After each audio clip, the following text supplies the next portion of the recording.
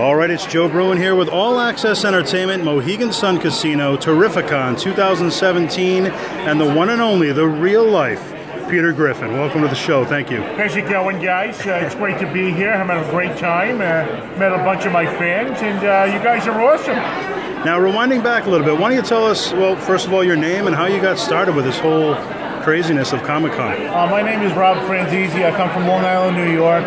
I started cosplaying back in 2012 at New York Comic-Con. A bunch of friends and I decided we wanted to dress up just to have a good time at the show. We all dressed like Marvel superheroes, but my costume was Western Ghost Rider, and my costume was like really, really hot, and I ended up getting heat stroke at the show, but I had a blast dressing up.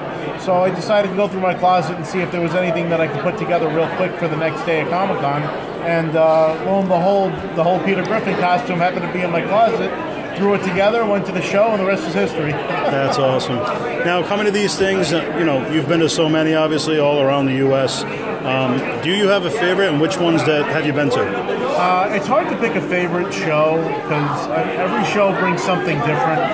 New York Comic-Con is the beginning for me, so I love that show.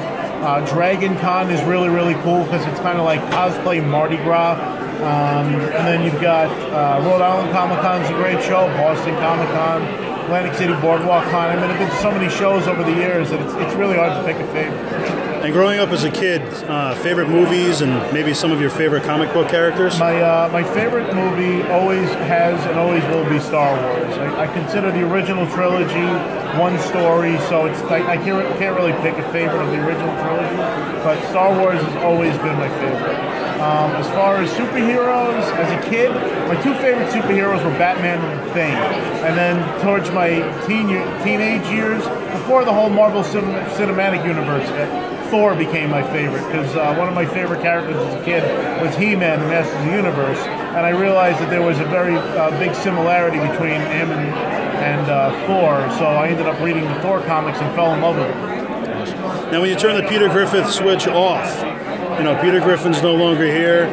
The real world, how do people perceive you as far as knowing now that you do this? It's funny, you know, I walk around sometimes at work. People come up to me and they'll recognize me. Sometimes I go to the supermarket and somebody will look at me strange, like, where do I know you from?